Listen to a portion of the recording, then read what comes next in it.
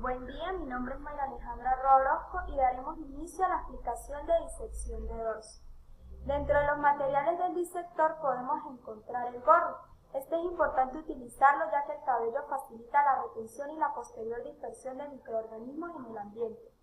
El tapabocas y las gafas se van a encargar de proteger las membranas mucosas de la boca, de la nariz y de los ojos de los líquidos altamente infectados. La bata, además de proteger la vestimenta, se va a encargar de proteger la piel. Es por eso que es importante mantenerla siempre abrochada. Las botas se van a encargar de proteger los zapatos y de mantener la asepsia dentro y fuera de la sala de disección. Los guantes van a proteger las manos del contacto directo con los líquidos para embalsamar el cadáver. En el instrumental de disección podemos encontrar la sonda canalada. Esta se va a encargar de dar soporte y apoyo a los cortes con el bisturí, evitando que sea más profundo de lo deseado. La pinza sin dientes es para sostener estructuras profundas que pueden rasgarse con facilidad. La pinza con dientes es para sostener estructuras gruesas como la piel y no se rasgan con facilidad. El bisturí es la herramienta ideal para la disección, ya que ésta se encarga del corte y raspado de tejidos. Las tijeras se encargan de cortar de las disecciones Roma y de las transecciones. Se encuentran las tijeras rectas y las tijeras curvas. El hemostato presenta unas manijas que permiten fijarlos en un lugar mediante un mecanismo de bloqueo. Se encuentran de tipo estriado, que es como por ejemplo para sostener el borde de incisiones cutáneas y posteriormente ayudar a retirar el colgajo, mientras que las lisas es para sostener estructuras mucho más delicadas al momento de la disección. Ahora bien, el dorso corresponde a la parte posterior del tronco. Ahí se encuentran adheridos la cabeza, el cuello, los miembros superiores e inferiores. Presenta los músculos superficiales, intermedios y profundos de la espalda, adheridos a la columna vertebral, que ésta presenta diferentes funciones de sostén estático y dinámico, da protección a la médula espinal y ayuda a mantener el centro de gravedad en los vertebrados, ya que presenta una serie de mecanismos compensadores que van en contra de la fuerza de la gravedad. Estos son los ligamentos, los músculos y las curvas compensadoras. En la superficie del dorso podemos observar la protuberancia occipital externa, la apófisis espinosa de la séptima vértebra cervical, que es la vértebra prominente, el borde superior del músculo trapecio, el acromión, la espina, el borde medial y el ángulo inferior de la escápula, la apófisis espinosa de las vértebras torácicas, el músculo erector de la columna, el borde lateral del músculo dorsal ancho, la cresta ilíaca y la espina ilíaca postero-superior. La incisión de la piel se va a realizar de la siguiente manera. Se va a trazar con el bisturí una incisión desde la protuberancia occipital externa hasta la punta del coxis, luego hacia la línea axilar media 3 centímetros por debajo de la cresta, luego de la protuberancia occipital externa hasta la apófisis mastoides, desciende por el borde lateral del cuello, por el borde superior del músculo trapecio y llega hasta más o menos la mitad del brazo. Si no se ha realizado la disección del miembro superior, se deben trazar unas incisiones en la superficie anterior y posterior del brazo. Suben hasta la axila y bajan por el borde lateral del tronco. Finalmente se realizan unos cortes transversales, uno por arriba del acromión y la espina de la escápula y otro por debajo del ángulo inferior de la escápula. Se realizan unos cortes transversales, uno por arriba y otro por abajo de la incisión precedente. Deben medir aproximadamente 7.5 centímetros de ancho. Estas van a facilitar el retirado de la piel. Una vez retirada la piel, observamos la fascia superficial. En esta fascia superficial hay que observar la arteria occipital y el nervio occipital mayor, que es el ramo dorsal del nervio espinal C2. En este lugar la fascia profunda es muy gruesa, por lo tanto a veces es difícil observar este nervio. La fascia superficial se va a retirar de medial a lateral a lo largo de los bordes de incisión trazados en la piel.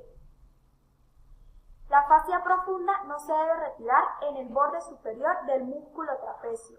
Los músculos superficiales van a ser los siguientes: el trapecio, el dorsal ancho, el romboides mayor, menor y elevador de la escápula. El músculo trapecio es un músculo superficial cervicodorsal dispuesto en una amplia capa muscular extendida. Este músculo es muy robusto y espeso, sobre todo en la parte superior. Se va a insertar en la región axial y medial, en la línea nucal suprema y superior, en la protuberancia occipital externa, en el ligamento nucal y en las apófisis espinosas de las vértebras torácicas y los ligamentos interespinosos correspondientes. Las inserciones distales o laterales van a disponerse de la siguiente manera. Se encuentra un fascículo superior, que es la porción descendente, que este se va a insertar en la cara anterior y borde posterior de la clavícula.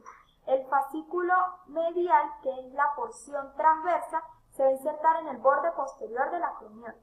El fascículo inferior, que es la porción ascendente, se va a insertar en una fascia triangular que termina en la espina de la escápula.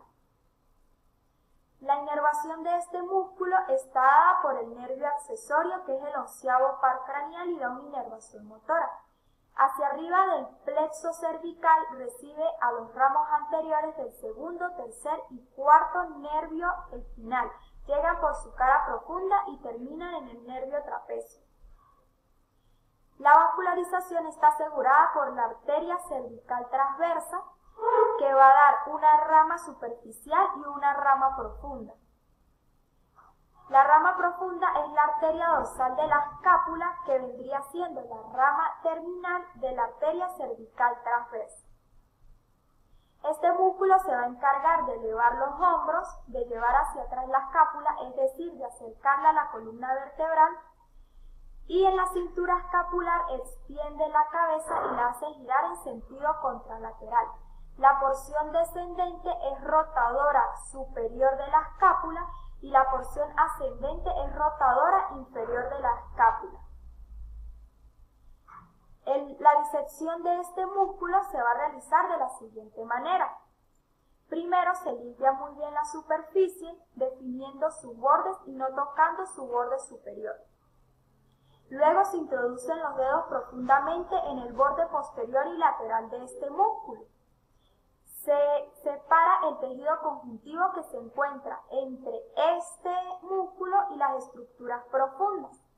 Luego se realiza un corte desde la porción inferior hasta la protuberancia occipital externa. Aquí se realiza un pequeño corte transversal, en donde debe ser muy pequeño y cuidadoso, debido a que aquí se encuentra el nervio occipital mayor. Luego se realiza un corte en las inserciones en el acromión y la espina de la escápula. Se van a dejar sus inserciones en la clavícula y en la fascia cervical, debido a que estas van a ser las veces de bisagra. Se dobla el músculo de medial a lateral y se puede observar la superficie profunda. Aquí podemos observar cómo el disector señala a la rama superficial de la arteria cervical transversa y finalmente vemos al nervio accesorio. El músculo dorsal ancho, también denominado latísimo del dorso, este es un músculo que se encuentra en la región posterior inferior del dorso. Está también dispuesto en una amplia capa muscular extendida, delgada y triangular, que llega a la axila y termina en el húmero. Este músculo se va a insertar en las 6 últimas apófisis espinosas de las vértebras torácicas, en las apófisis espinosas de las vértebras lumbares y los ligamentos interespinosos correspondientes, en la cresta ilíaca, en el subtercio posterior y labio externo, y en la cresta mediana del sacro, en la cara posterior de las 4 últimas costillas y en el ángulo inferior de la escápula. Raras veces se puede insertar aquí. Las inserciones humerales o distales se van a realizar en el surco intertubercular, que puede emitir una expansión hacia el tubérculo menor del húmero. Las inserciones vertebrales e ilíacas van a ser por una lámina fibrosa que es la fascia toracolumbar. Este músculo se va a encontrar inervado por el nervio tóraco-dorsal, que este es perteneciente al fascículo posterior del plexo braquial. La vascularización, en cambio, va a estar asegurada en dos regiones: en la región dorsal por las arterias intercostales y en la región axilar por la arteria toracodorsal. Este músculo se va a encargar de la aducción del brazo y de la rotación medial del húmero. Además, en la acción de trepar es muy importante, ya que garantiza elevar el tronco. La disección de este músculo también se va a limpiar muy bien la superficie y se van a definir muy bien sus bordes. Luego se introducen los dedos en el borde superior de este músculo, en donde vamos a separar el tejido conjuntivo que se encuentra entre este y las estructuras profundas. Una vez observada la fascia toracolumbar, se va a realizar un corte en la inserción de esta, no muy cerca de las apófisis espinosas, y se deja la inserción tanto en las costillas como si se llegara a insertar en el ángulo inferior de la escápula. La disección de la inserción humeral se va a realizar en conjunto con la del miembro superior. Muchísimas gracias. Buen día. Mi nombre es Rosa Cristal Rangel Contreras. Yo voy a dar continuidad a la explicación de la disección del dorso, específicamente del plano superficial. Allí vamos a encontrar al músculo romboides y al músculo elevador de la escápula o angular del omóplato. Inicialmente describiremos su disposición anatómica. El músculo romboide se encuentra ubicado en la parte superior del dorso, entre la columna vertebral y el borde medial de la escápula. Está recubierto por el músculo trapecio y a su vez recubre al músculo serrato posterior superior. En su origen tenemos que inicialmente es importante destacar que el músculo romboides se divide en dos, el romboides menor y el romboides mayor. Por tanto, el romboides menor iniciará desde la parte inferior del ligamento nucal y la apófisis espinosa de C7 y T1. El romboides mayor, para dar continuidad, agarrará las apófisis espinosas de T2 a T5. Luego hablaremos de su inserción. Sus fibras se dirigen oblicua y lateralmente hacia el borde medial de la escápula, donde el romboides menor llegará hasta el nivel de su espina y el romboides mayor debajo de esta. ¿Cuál va a ser su acción? Retraer la escápula, permitir su rotación para dar un descenso de la cavidad glenoidea y asimismo me permite mantener la escápula unida a la parte posterior de la pared torácica. Luego tenemos al músculo elevador de la escápula. Él se encuentra profundo con respecto al trapecio y en su origen está tapizado por la porción superior del músculo esternocleidomastoideo. Su origen se consta en 4 o 5 lengüetas que se desprenden desde las apófisis transversas de C1 a C4 o C5. Sus fibras se dirigen hacia el borde medial de la escápula, en donde el inicio será en el borde superomedial hasta llegar al nivel de la espina. Como su nombre lo indica, es el que me permite elevar la escápula, pero a su vez me permite rotar inferiormente la cavidad glenoidea. Tenemos que esta masa muscular comparte una vascularización, la cual va a ser estar irrigado por la arteria dorsal de la escápula. Pero la arteria dorsal de la escápula es una rama de la arteria subclavia, en el cual en más del 50% de los especímenes está ausente. Por tanto, se encuentra reemplazada por esta que se observa a continuación, que es la rama profunda de la arteria cervical transversa. Su inervación va a estar dado por el nervio dorsal de la escápula, que es una rama del plexo braquial, específicamente de la quinta raíz cervical. Continuamente vamos a hablar de los pasos para su disección. Una vez se ha procedido a levantar el músculo trapecio, tenemos que visualizar o identificar al músculo romboides y al elevador de la escápula. Es por ello que tenemos que realizar la disección de la fascia de tejido subcutáneo o de tejido conectivo que se encuentra interpuesta en ella. Una vez realizado esto, vamos a poder distinguir sus fibras como se observan en esta imagen. Una vez identificadas las fibras, vamos a realizar la disección de los músculos romboides.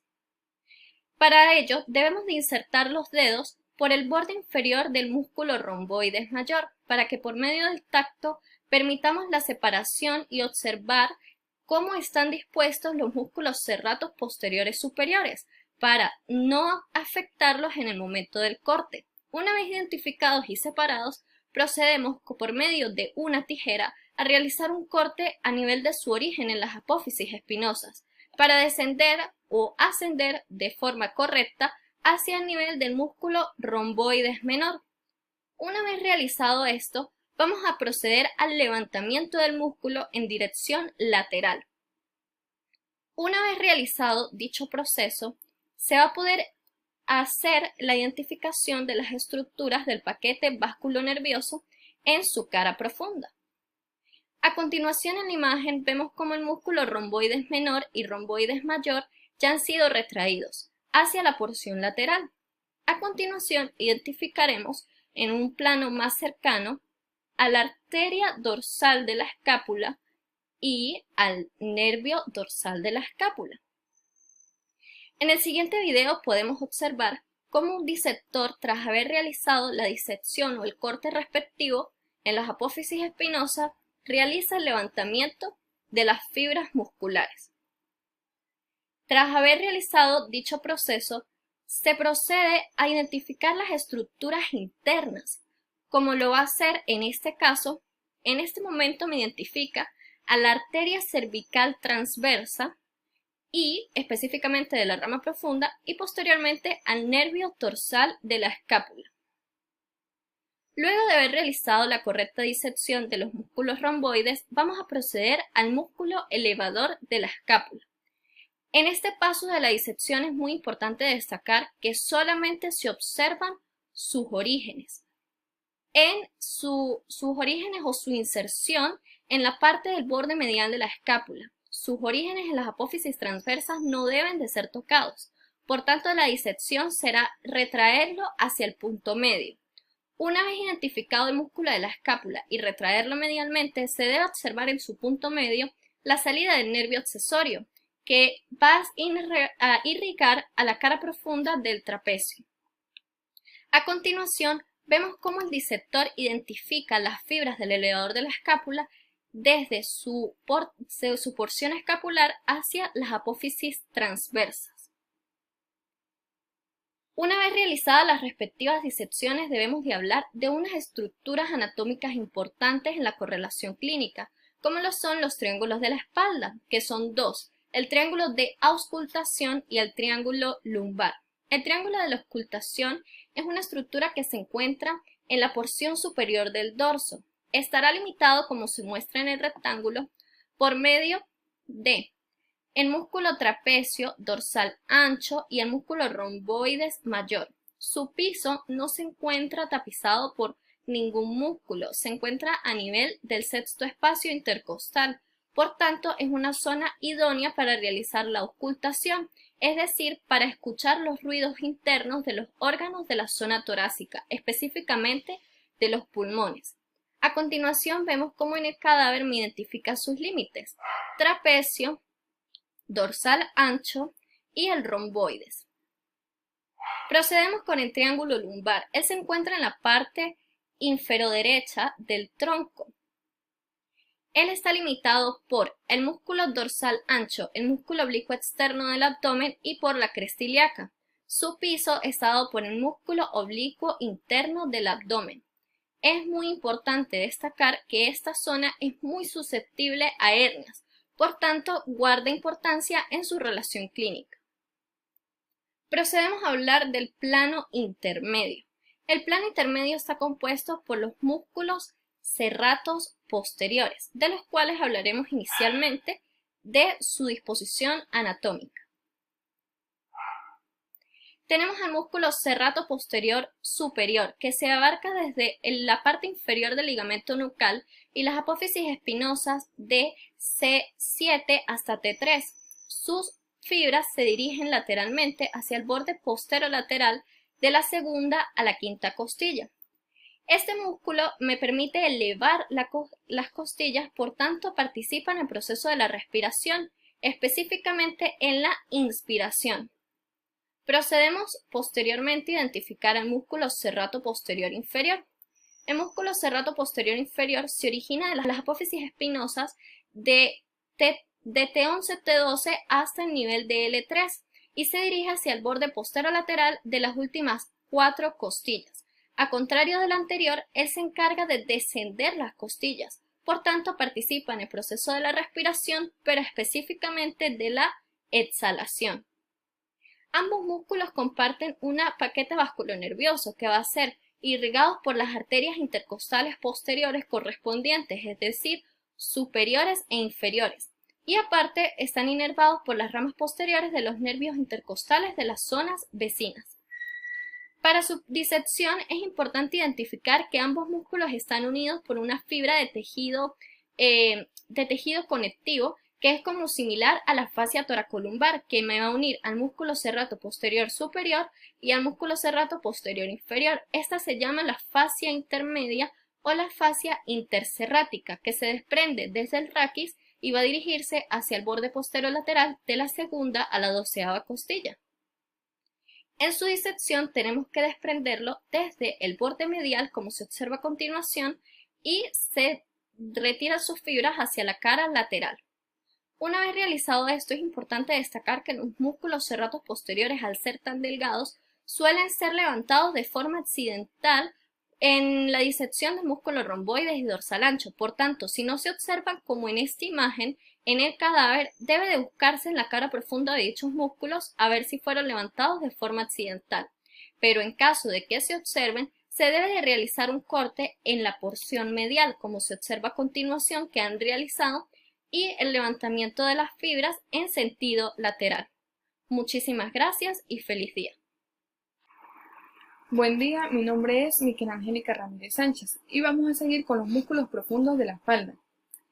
Estos músculos van a actuar sobre la columna vertebral. Suelen ser muy numerosos, pero solo se realiza la disección de algunos de ellos. Entre estos, el músculo espléneo de la cabeza, el músculo espléneo del cuello, el músculo semiespinoso de la cabeza y el músculo erector de la columna vertebral. El orden de la disección es el siguiente. Primero, se va a estudiar y se van a diseccionar el músculo espléneo de la cabeza y el músculo espléneo del cuello. Seguidamente, se va a examinar el músculo semiespinoso de la cabeza para su continua disección. Y por último, se va a realizar la disección del músculo erector de la columna, reconociendo las 3 columnas musculares que lo forman. Bien. El músculo espléneo de la cabeza se va a originar a nivel de las apófisis espinosas de la 7ª vértebra cervical y del tercio inferior del ligamento nucal. Igualmente se va a originar de las apófisis espinosas de las 3 primeras vértebras dorsales junto con su ligamento supraespinoso. Va a subir y se va a insertar en el tercio lateral de la línea nucal superior del hueso occipital y en la apófisis mastoides del hueso temporal. En cuanto a su acción, se encarga de realizar la extensión de la columna cervical, la inclinación lateral y la rotación ipsilateral del cuello. Va a estar irrigado por la arteria esplénica proveniente de la arteria cervical profunda que sale del tronco costocervical de la arteria subclavia. Igualmente va a estar irrigado por ramos posteriores de la arteria vertebral que también sale de la arteria subclavia y por ramos descendentes de la arteria occipital que sale de la arteria carótida externa. En cuanto a su inervación, va a estar inervado por ramos posteriores de los ramos dorsales de los nervios espinales cervicales. Se podría decir que específicamente por C1 y por C2. Seguidamente, el músculo espléneo del cuello se va a originar a nivel de las apófisis espinosas de la 3ª a la 6ª vértebra dorsal junto con su ligamento supraespinoso. Va a subir y se va a insertar en los tubérculos posteriores de las apófisis transversas de la 1ª a la 3ª vértebra cervical.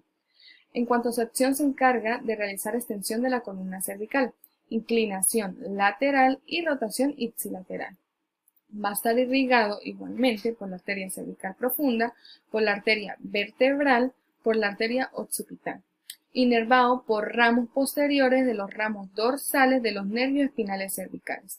Las relaciones de estos dos músculos se estudian juntas. En su cara superficial se va a encontrar cubierto por el plano de los músculos trapecio y esternocleidomastoideo. En su cara profunda se va a encontrar cubriendo al músculo semiespinoso de la cabeza, el músculo longísimo de la cabeza. Es muy importante destacar que en su borde lateral se va a encontrar en contacto con el músculo elevador del ángulo de la escápula y en su borde medial se va a alejar de la línea media en la parte superior del músculo, formando junto con su homólogo contralateral el triángulo de los músculos espléneos, que van a permitir observar el plano más profundo de los músculos, que sería el del músculo semiespinoso de la cabeza. Para realizar la disección de este músculo, esplenio de la cabeza y esplenio del cuello, primero se va a limpiar la superficie para poder ver muy bien sus orígenes y sus inserciones.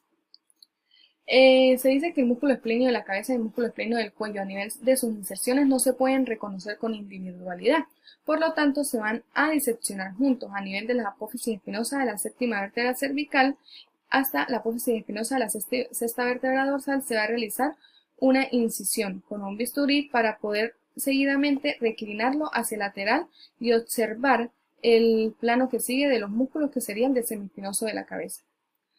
El músculo semiespinoso de la cabeza va a cubrir toda la región posterior de la nuca, a ambos lados de la línea media.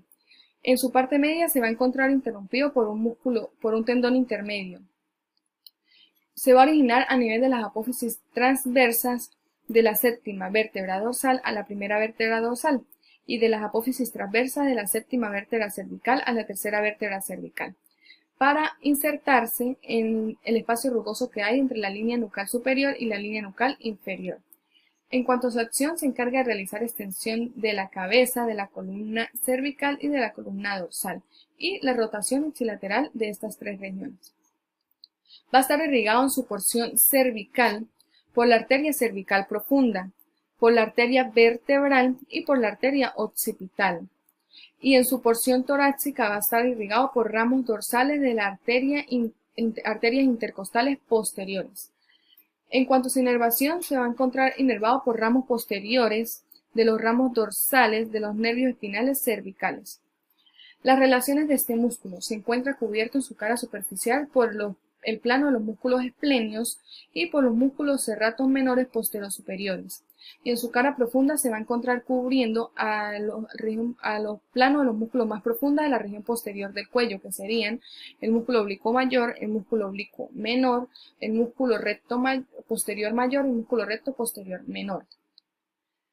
Para realizar la disección del músculo semiespinoso, primero debemos limpiar muy bien la superficie y quitar todo resto que quede para poder observar muy bien sus orígenes y sus inserciones.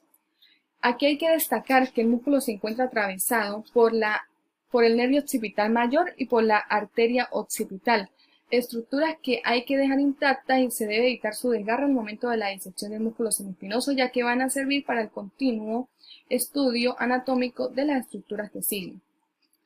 El nervio occipital mayor, luego de salir del conducto vertebral por el arco posterior del atlas, va a pasar por el borde inferior del músculo oblicuo mayor y va a subir a la región occipital, pero primero va a cruzar el músculo semiespinoso de la cabeza. Y la arteria occipital igualmente va a salir de la vertiente posterior de la carótida externa para dirigirse hacia la región occipital, pero primero va a pasar por debajo de las inserciones del músculo esplenio y por encima del músculo semiespinoso. Estas estructuras, como dije, hay que dejarlas intactas al momento de la disección del músculo semiespinoso. Por lo tanto, se va a realizar una incisión con un bisturí medial a estas estructuras, en las apófisis espinosas de las primeras vértebras cervicales y a nivel también del cráneo entre la línea nucal superior y la línea nucal inferior, para poder reclinarlo hacia el lateral y observar el siguiente plano muscular de los músculos más profundos del cuello y a su vez el triángulo sudoccipital junto con los músculos que forman sus límites y las estructuras que pasan por allí. Bien.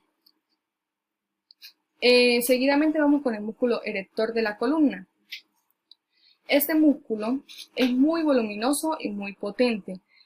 Se va a originar a nivel de la región lumbosacra, a nivel de las apófisis espinosas de las vértebras lumbares, de la cara dorsal del sacro y de la cresta ilíaca.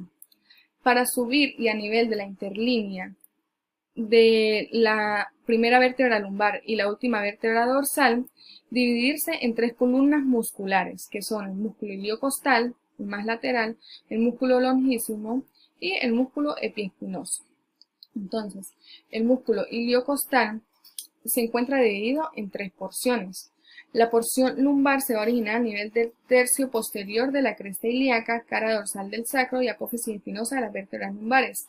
Va a subir y a nivel de los ángulos de las costillas 12 a 5 se va a insertar.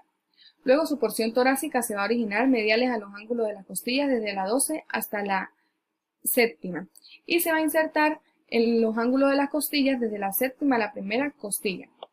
Su porción cervical se va a originar a nivel de mediales a los ángulos de las costillas desde la séptima a la tercera para insertarse en los tubérculos posteriores de las apófisis transversas desde la sexta a la tercera vértebra cervical. Luego seguimos con el músculo longísimo que se va a encontrar medial al músculo iliocostal. El músculo longísimo se divide igualmente en tres porciones. Su porción torácica se va a originar en las apófisis espinosas de las vértebras lumbares y en las apófisis transversas de la sexta a la doceava vértebra dorsal, para insertarse mediales a los ángulos de las costillas desde la 12 hasta la segunda y en todas las apófisis transversas de todas las vértebras dorsales. Seguidamente vamos con el músculo, la porción cervical. Se va a originar en las apófisis transversas desde la sexta a la primera vértebra dorsal y de la séptima a la tercera vértebra cervical en sus apófisis transversas también, para insertarse a nivel de las apófisis transversas de la sexta a la tercera vértebra cervical. Luego vamos con la porción de la cabeza, que se va a originar a nivel de las apófisis transversas de la tercera vértebra dorsal a la tercera vértebra cervical y se va a insertar en la apófisis mastoides, en su borde posterior, del hueso temporal. Luego vamos con el músculo epiespinoso, que se encuentra medial al músculo longísimo. Igualmente dividido en tres porciones, su porción torácica se va a originar en las dos primeras vértebras lumbares en sus apófisis espinosas y en las apófisis espinosas de las tres últimas vértebras dorsales, para insertarse en las apófisis espinosas desde la novena hasta la segunda vértebra dorsal. Luego vamos con su porción cervical, que se va a originar a nivel de las apófisis espinosas de la tercera vértebra dorsal a la primera vértebra dorsal y en las apófisis espinosas de la séptima y sexta vértebra cervical, para insertarse en las apófisis espinosas de la quinta a la segunda vértebra cervical. Y por último, la porción de la cabeza, que se va a originar a nivel de las apófisis espinosas de la tercera a la primera vértebra dorsal y de la séptima y sexta vértebra cervical en sus apófisis espinosas igualmente. Y se va a insertar a nivel del espacio rugoso que hay entre la línea nucal superior y la línea nucal suprema. Es muy importante destacar que a nivel estructural o en el momento de la disección, estos músculos no se van a observar muy bien cada uno por separado cada porción, sino que se va a encontrar cada uno de ellos como una columna muscular completa. Esto, la división por sus porciones lumbares, torácicas, cervicales y de la cabeza, sería solamente un asunto de nomenclatura anatómica. El músculo se va a encargar de realizar la acción de la extensión de la columna vertebral y la inclinación lateral de toda la columna vertebral igualmente. Muchas gracias. Buen día, mi nombre es Daniel Parada. Yo les voy a hablar acerca de los músculos que componen el compartimento profundo de la espalda, así como también los músculos de la nuca, y haré una breve caracterización de la estructura osteoarticular de la espalda. El primer músculo que veremos en el grupo profundo de la espalda es el músculo erector de la columna. Este músculo es irrigado por las arterias sacras laterales y es inervado por ramas posteriores de los nervios espinales. El procedimiento a tomar en cuenta para su disección es el siguiente. Primero que todo, este músculo no está compuesto por una sola unidad muscular, sino que está formado por tres columnas, que de lateral a medial son el músculo iliocostal, el músculo longísimo y el músculo espinoso. El propósito de nuestra disección es lograr identificar cada una de estas tres columnas, para lo cual debemos hacer lo siguiente. Primero que todo, hay que seccionar el músculo serrato posterior inferior. Este músculo está unido a la columna en los niveles vertebrales T11 a L3. Realizamos el corte de esta unión y reflejamos el músculo manteniendo su unión con las costillas. De esta manera tendremos una visión del músculo erector cubierto por la fascia toracolumbar. Para retirar la fascia debemos hacer un corte con el bisturí a nivel torácico donde la fascia es más delgada. Descendemos hasta llegar al sacro y utilizando disección Roma retiramos la fascia.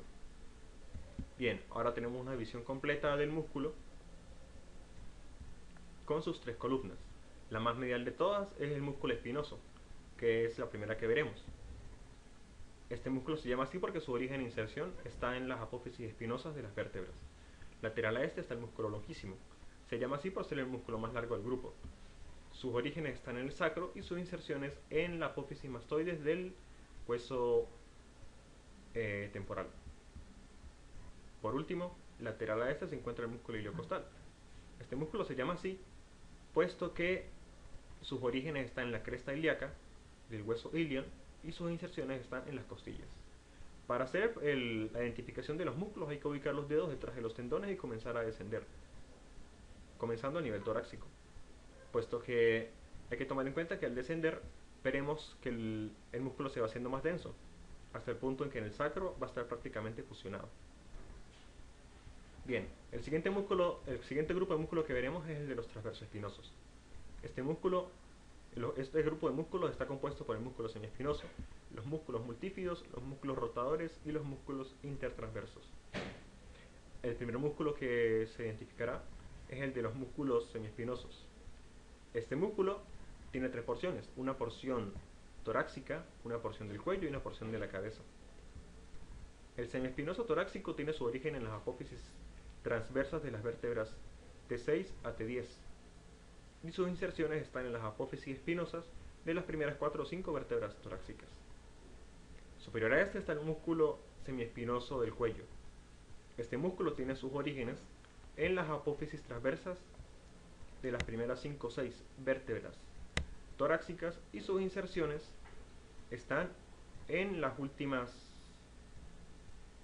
vértebras cervicales, específicamente C2 a C5. Por encima de este músculo están finalmente el músculo semiespinoso de la cabeza. Este músculo tiene su origen en las apófisis transversas de las vértebras T1 a T4, la vértebra T7 y las apófisis articulares de las vértebras C4 a C6. Por último, su inserción está en el hueso occipital, en el espacio entre la línea nucal superior y la línea nucal inferior. Por debajo profundo de este músculo están los músculos multífidos y los músculos rotadores. Los músculos multífidos tienen su origen prácticamente en toda la columna, en todas las vértebras, en el sacro, subiendo por las apófisis mamilares de las vértebras lumbares.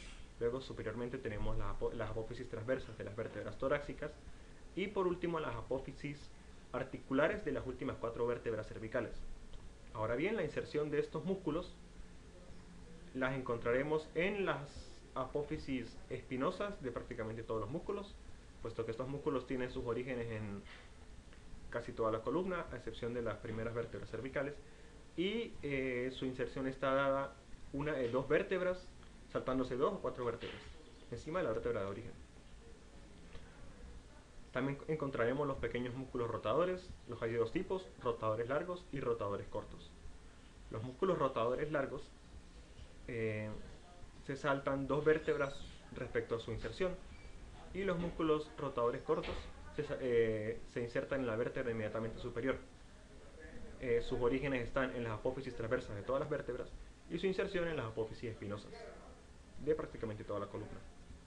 Por último tenemos a los músculos intertransversos. Estos pequeños músculos conectan las apófisis transversas de todas las vértebras.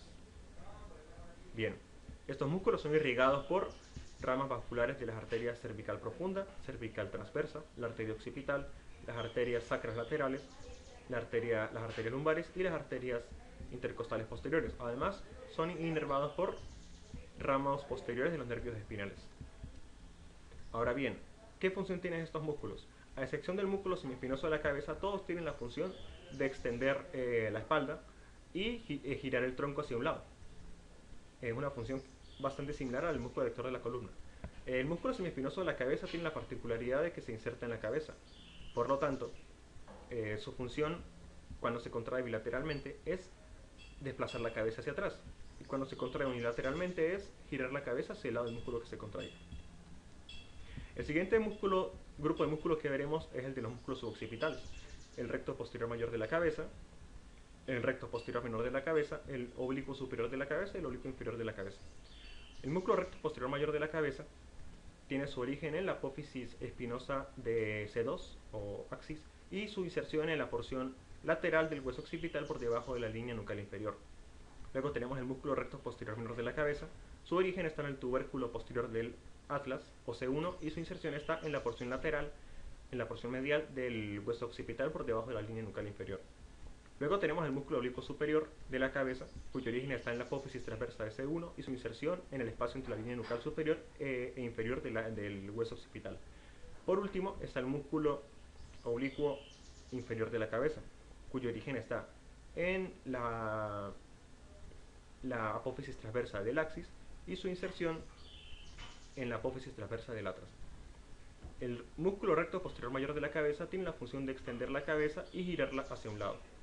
El músculo recto posterior menor de la cabeza tiene la función de extender la cabeza. El músculo oblicuo superior de la cabeza tiene la función de extender la cabeza e inclinarla hacia un lado, del lado que se contraiga, y el músculo oblicuo inferior tiene la función de girar la cabeza hacia un lado, del lado que se contraiga. Estos músculos son irrigados por las arterias vertebrales y son inervados por la rama posterior del nervio espinal C1. En estos músculos encontraremos una estructura bastante importante, que es el triángulo suboccipital. Este triángulo está formado en su límite lateral por el músculo oblicuo superior de la cabeza, en su límite inferior por el músculo oblicuo inferior de la cabeza y en su límite medial por el músculo recto posterior mayor de la cabeza. Bien, el procedimiento para la disección de estos músculos es el siguiente. Primero que todo hay que identificar el nervio occipital mayor. El nervio occipital mayor lo vamos a encontrar penetrando el músculo semiespinoso de la cabeza. El músculo semiespinoso de la cabeza cubre por completo a estos músculos. Una vez que lo hemos identificado, debemos realizar un corte del músculo semiespinoso de la cabeza lo más cercano posible al nivel occipital, al hueso occipital, sin cuidando de no hacer un daño al nervio occipital mayor. Una vez realizado el corte, tomamos el músculo y lo contraemos hacia atrás. Al hacer esto, tenemos que ubicar el nervio espinoso, el nervio occipital mayor. Utilizando los dedos vamos a seguir el trayecto de este nervio hasta que logremos ubicar su unión con el músculo oblicuo inferior.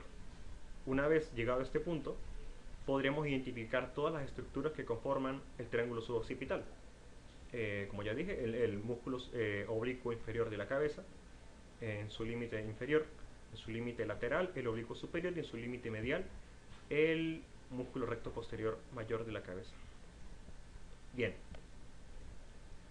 Por último, haré una breve caracterización de la estructura osteoarticular de la espalda. Las principales estructuras óseas que vamos a encontrar en la espalda, ya sea porque la conformen o porque intervengan en la inserción y origen de músculos que conforman la espalda, son en la cabeza encontraremos a la apófisis mastoides, en el hueso temporal,